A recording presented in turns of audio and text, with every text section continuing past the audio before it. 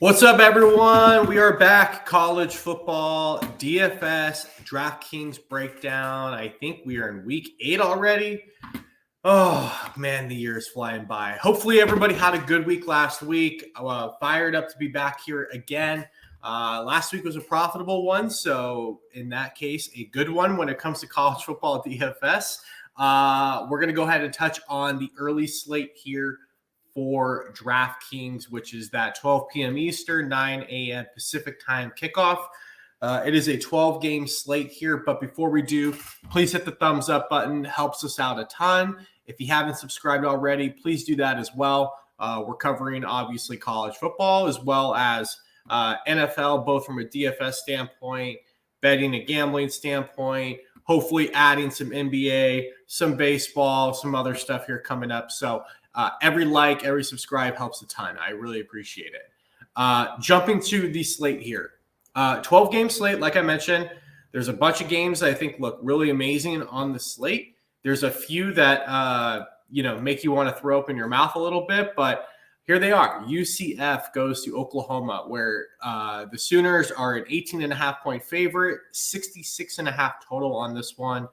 Mississippi State goes to Arkansas, 48.5 total, where the Razorbacks are a 5.5-point favorite. Some injury watching going on in that Arkansas game.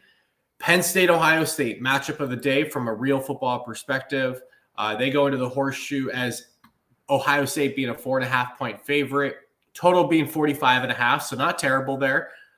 Memphis, UAB. Memphis is a 6.5-point favorite on the road, 60.5 total in this one. Air Force and Navy. Air Force is a 10.5-point favorite with a 34.5 total on that one. Injury question news on the quarterback for Air Force that we'll need to keep an eye on. Western Michigan and Ohio, 53 total, 16.5 favorite to Ohio, the home team. A game that I really have my eyes set on, Oklahoma State goes to West Virginia, where it's a 49.5 total there. West Virginia is a 3.5-point favorite. Washington State, Oregon, 62.5 total, 18.5-point favorite to the Ducks. Tennessee goes to Alabama, 48.5 total, 8.5-point favorite is the Tide at home. Wisconsin goes to Illinois, where Wisconsin is a 2.5-point favorite on the road. Minnesota goes to Iowa in the barn burner of the day, where the Hawkeyes are a 3.5-point favorite with a whopping 31.5 total on this game. I thought I read something that's like the third lowest total on a game in the last 50 years. Let's just keep going. Texas goes to Houston, 22.5-point road favorite, 61 total there on that game. Obviously, there is going to be some interest in that one as well. So what can we take from this? I think some just big picture thoughts on the slate overall. I think this UCF-Oklahoma game is interesting for sure. I just don't know if I can play John Reese Plumlee again. That guy's won me so much money and cost me so much money, as in he's healthy, he's not healthy, he's healthy, starts the game, third play of the game goes out. I just don't know, man. I do have quite a bit of interest in Oklahoma here, though. I think this game does have points scored in it. And yes, I think John Reese Plumlee has a big part in that total. But for me, I like the Oklahoma State side of the ball. A little bit of interest in Penn State, Ohio State. I think the one thing that's kind of interesting in this game is because both defenses are pretty good and they anticipate this being a lower scoring game, is they price down some of the stars in this one. And we'll talk about that a little bit. So I have some moderate interest in that game. Memphis, UAB, yes. Western Michigan, Ohio, yes. Oklahoma State, West Virginia, yes. I think this Washington State-Oregon game is getting a little bit too much pub. We'll see what the ownership looks like tomorrow and Saturday as it comes out. But, man, Washington State has looked like garbage the last 2 weeks. They got shut down by Arizona in a bad way last weekend. I think Oregon's going to come to this matchup pissed off after last week. It wouldn't shock me if Washington State scores 10 points in this one. So, I don't know. Some interest here. No real interest in Tennessee, Alabama. I think both defenses are really strong. Wisconsin, Illinois, Minnesota, Iowa, Texas, Houston, yes. So who are my favorite quarterbacks on the slate this week? Let's go to it. I like Bo Nix up top, 9,800. We just talked about it. I think Oregon comes into this game very upset after how last weekend turned out. They're still very much in play for the Pac-10, 12 championship, whatever it's called now. They're still very much in play, big picture, potentially for a playoff run. They kind of control their own destiny. So I think Oregon, Bo Nix come out hot, it was something just to kind of throw back out to the country. But yeah, man, I don't know about Bo Nix. Like, I like him. Obviously, he's got a really safe floor here. He's gone over 27, 28 DraftKings points just about in every game but 2, which were just insane blowouts with Hawaii and Portland State. So I think he's a very safe play on this. At 9,800, though, we need at minimum 30, more like 35, 40 points to pay that off. And I just don't know if this is the spot that he gets there. So I'll have some Bo Nix, not my favorite play on the slate. I do like Dillon Gabriel, though. Oklahoma does not have nearly the same running game as Oregon. And I think, we've seen Dillon Gabriel multiple times this year. 35, 44, 38, 30. He's definitely outproduced Bo Nix in terms of a fantasy perspective. So at a $500 discount, I like Dillon Gabriel quite a bit here in this spot. He's my favorite pay-up option, I think, on the slate. Cam Ward has looked bad. Quinn Ewers, I don't know. He has not looked amazing. I do not like Jalen Milroe in this one against Tennessee. Tennessee has a very good defense. I know that sounds kind of crazy, but they do. If I'm going down here, it's Bo Nix, Dillon Gabriel, and then I'm going down to Seth Hennigan for Memphis. This is a guy who's been very solid in his career.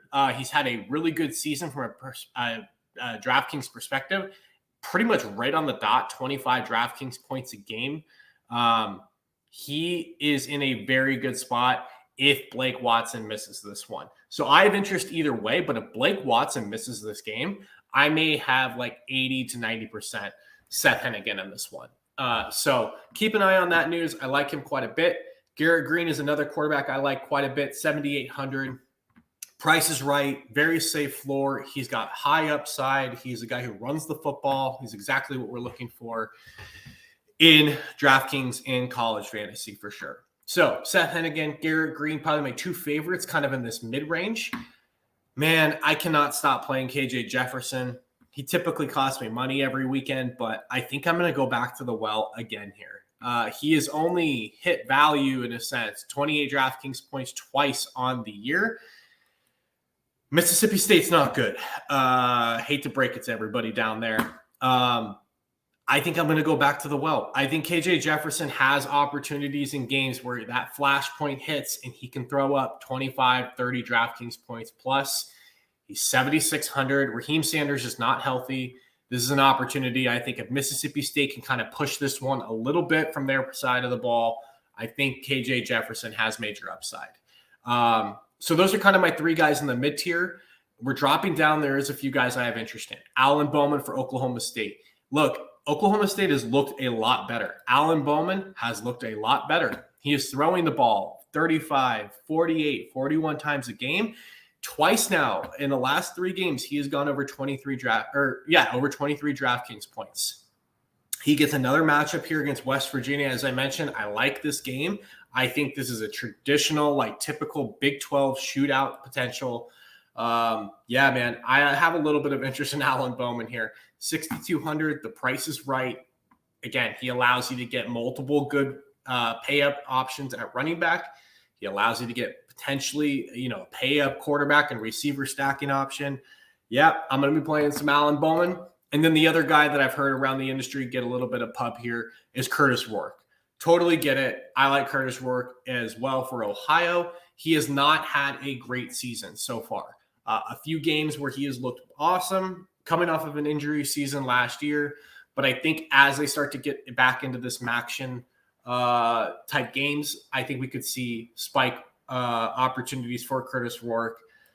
This could be one of them. So at 5,700, it's kind of the same philosophy as why I said I like Alan Bowman. I'll be playing some Curtis Rourke for sure and getting wild with the running backs and receivers. So Moving on, Braylon Allen, Wisconsin, 7,700. I don't know how you don't like this matchup. He's the bell cow for Wisconsin. He's in a damn good spot, in my opinion. He's just expensive. So if you can get there, my suggestion is try to get there. Illinois has had a pretty poor rushing defense all season. I think Braylon Allen's in a really good spot if you're paying up. Also up there, Jonathan Brooks, Texas, 7,400. The dude's just been a freaking machine all year. We're talking 25, 30, 40 DraftKings points a game as his usage has ramped up, and he's clearly become the lead back at Texas. Definitely a top 3 running back play on the slate.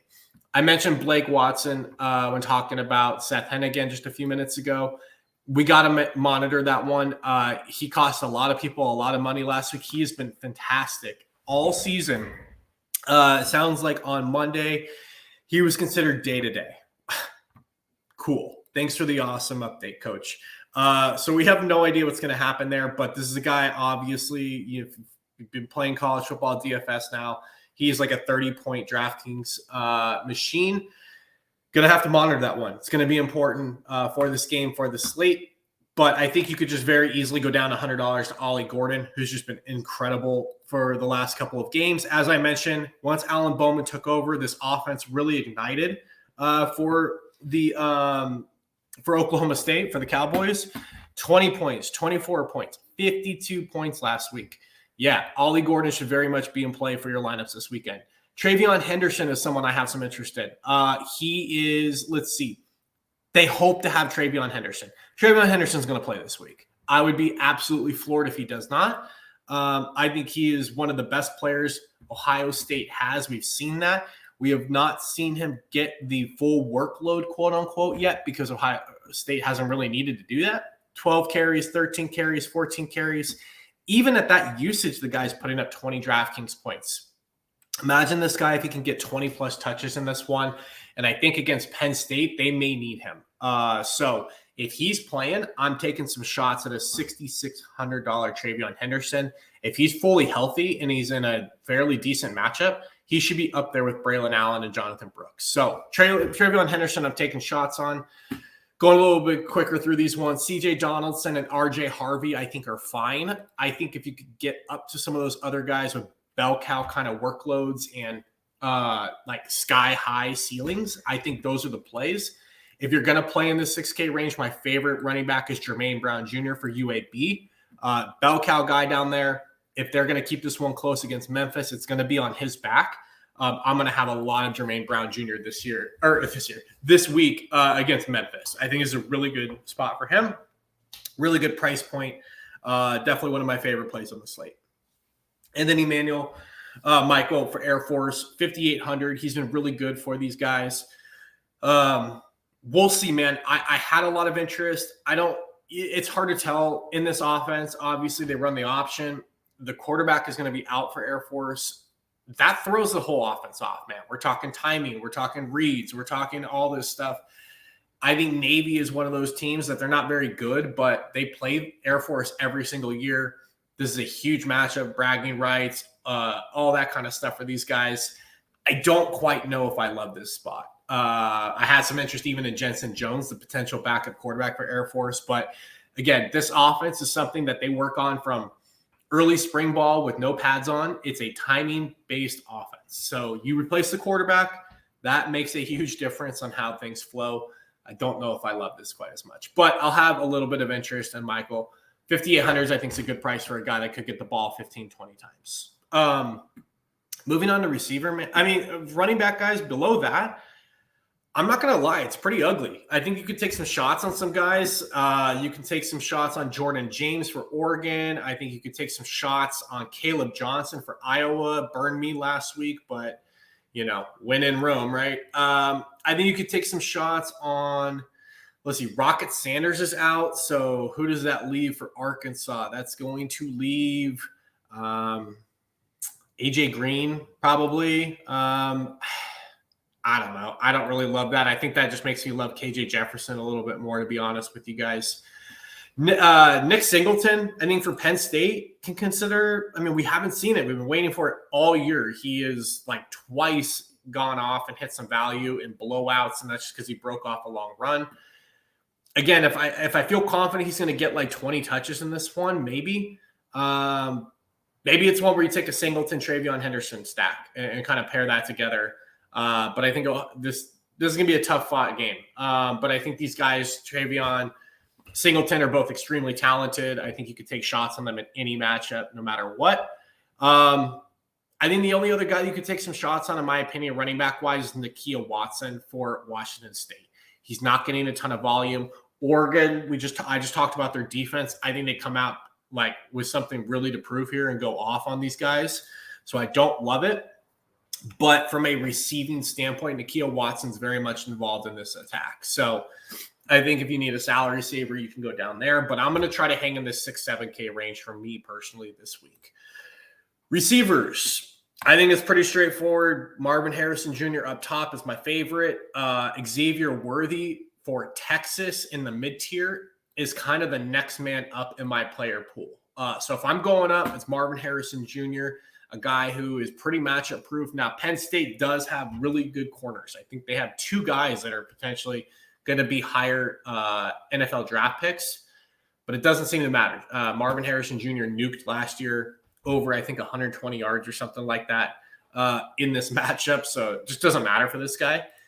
Xavier Worthy for Texas, I think, is in a really good spot against Houston. I think you could play the Washington State receivers, kind of take your pick. Very similar for me is the Houston receivers, Golden, Brown, and Manjack. I think you could play either of those guys and be fine as a bringback.